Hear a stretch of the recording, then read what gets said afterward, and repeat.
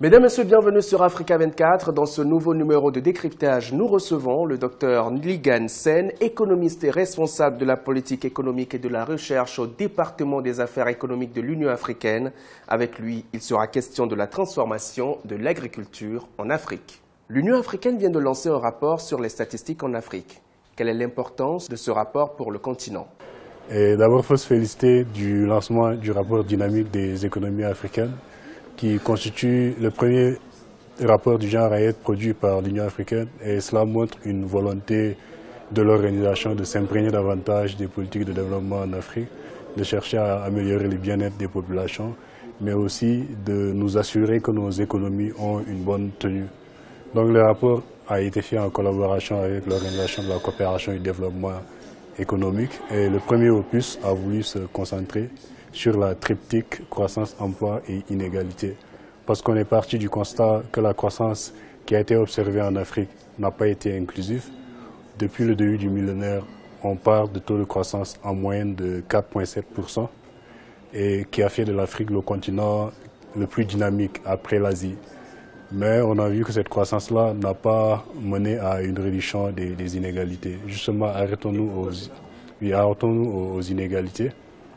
Actuellement en Afrique, nous avons le continent le plus inégalitaire après l'Amérique latine. On parle des indices de Gini. Pour ceux dont ça ne parle pas, c'est juste une mesure synthétique de l'inégalité. Des Gini de l'ordre de 0,4% qui peuvent aller même jusqu'à 0,6% dans certains pays comme l'Afrique du Sud. Et justement, cette croissance-là n'a pas permis la réduction de l'inégalité parce que les fruits de la croissance n'ont pas été bien redistribués entre toutes les franges de la population. Et c'est l'idée même du rapport. L'idée du rapport, c'est d'apporter des solutions sur le pourquoi cette croissance-là n'a pas été très inclusive, n'a pas permis de réduire les inégalités, n'a pas permis aussi de créer des emplois, notamment pour les 10 à 12 millions de jeunes qui entrent chaque année sur le marché du travail. Quelles sont les recommandations pour une répartition équitable du fruit de la croissance en Afrique? Si vous prenez par exemple les 10 pays les plus inégalitaires dans le monde, les 6-7 sont localisés en Afrique du Sud. Et le pays qui draine de fortes inégalités, c'est l'Afrique du Sud. Mais cela est notamment plus dû à l'héritage colonial de l'apartheid. Et si vous prenez aussi l'Afrique de l'Ouest, comme je l'ai dit, le rapport se veut spécifique à chaque zone. Dans chaque zone, on a une recommandation qui essaie d'adresser le problème fondamental de cette zone-là. En Afrique du Nord, par exemple, les recommandations s'appesantissent beaucoup plus sur la participation des femmes au marché du travail qui jusqu'ici sont très largement exclues. En Afrique de l'Est, bien vrai que si vous prenez les taux de croissance, la plupart des pays qui ont les meilleures performances sont en Afrique de l'Est. Mais sur le terrain, vous allez voir aussi qu'il y a beaucoup de personnes qui croupissent d'indigence dans ces pays-là. Donc il y a un travail à faire là-bas. Et là-bas, nous leur recommandons l'ouverture par rapport à leur économie, l'ouverture de leur économie. Les recommandations sont centrées sur ce point. Et aussi d'autres recommandations portant sur l'amélioration de la production agricole dans ces pays-là.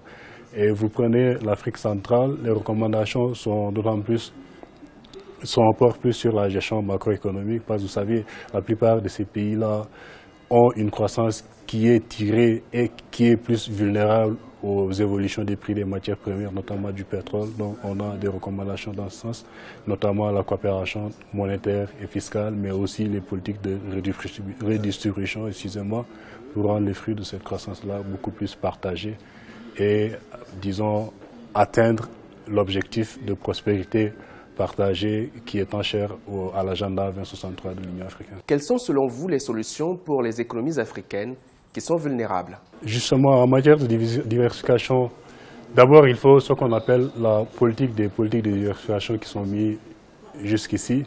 Et vous l'avez dit, il y a beaucoup de politiques de diversification qui ont été appliquées jusqu'ici, mais jusqu'à présent, on tarde à voir l'aboutissement de ces politiques-là. Donc il faudrait se questionner sur la cohérence de ces politiques qui ont été mises en place jusqu'ici. Et en matière de diversification, c'est vrai, il n'y a pas de blueprint, comme on dit en anglais, il n'y a pas de politique, disons, applicable à tout le monde, parce que vous-même, vous l'avez dit, il y a des pays qui ne sont pas diversifiés, mais leur économie est plutôt orientée ressources naturelles, d'autres c'est plus orienté agriculture. Donc l'idée serait donc d'amener les pays à beaucoup transformer leurs matières premières avant de les exposer, de les exporter. Et pour cela, comme je l'ai dit, il faudrait des politiques de promotion à l'exportation, mettre en place des agents qui vont clairement définir la politique d'exportation et soutenir aussi les exportateurs, les amener à diversifier le panier d'exportation en peut-être leur octroyant des facilités, des incitations fiscales en matière d'exportation pour qu'ils puissent s'orienter vers d'autres niches de produits. Et ça serait bien aussi que dans nos pays, qu'on arrive à ce que les taux de croissance qu'on a eu jusque-là ne soient pas exclusivement tirés par un ou deux secteurs, mais que ça soit équilibré de telle sorte que les fruits de cette croissance-là puissent se ressentir dans tous les secteurs. Comment transformer l'agriculture africaine? Par exemple, on parle de l'ordre de 2,5 milliards la population de l'Afrique à l'horizon 2050. Donc, cela ouvre un grand marché de consommateurs. Donc il faudra connaître les agriculteurs locaux à s'approprier, à gagner ce marché-là. Sinon, c'est les investisseurs extérieurs qui vont venir s'en accaparer. Ce qui est certes bien d'une manière, mais il faudrait aussi que ça soit un peu équilibré pour que nos agriculteurs puissent avoir, puissent avoir une place dans ce marché-là. Et par rapport à l'agriculture, il faudrait qu'on cherche à améliorer notre productivité agricole. Parce que si vous voyez, généralement, dans l'agriculture, vous l'avez dit, il y a beaucoup de personnes qui tirent le revenu dans l'agriculture. Mais généralement aussi, si on regarde la main-d'œuvre agricole, on a tendance à voir que ça baisse. Ça baisse parce que les gens quittent le secteur agricole pour se rendre dans d'autres secteurs. Mais contrairement, par exemple, à ce qui s'est passé en Asie, où les gens ont quitté l'agriculture pour aller dans l'industrie, qui est beaucoup plus productif, en Afrique, les gens, s'ils quittent l'agriculture, partent dans les secteurs des services. Et ce n'est pas n'importe quel service. La plupart du temps, c'est juste le commerce informel qui n'est pas un secteur productif et qui, au finish, en général, va faire perdre la productivité globale de l'économie. Donc il faudrait qu'on ait des politiques agricoles très cohérentes. Il faudrait aussi qu'on comprenne qu'en Afrique, l'agriculture que l'on pratique est fortement dépendante de la pluviométrie. Donc il faudrait qu'on développe les systèmes d'irrigation et qu'on permette aussi aux fermiers, aux agriculteurs d'avoir mieux accès au marché des intrants, d'avoir mieux accès aussi au marché des inputs.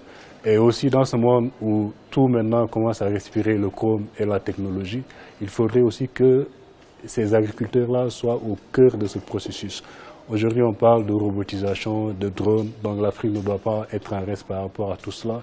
Et nos autorités doivent avoir aussi la volonté de faire profiter de ces opportunités aux agriculteurs.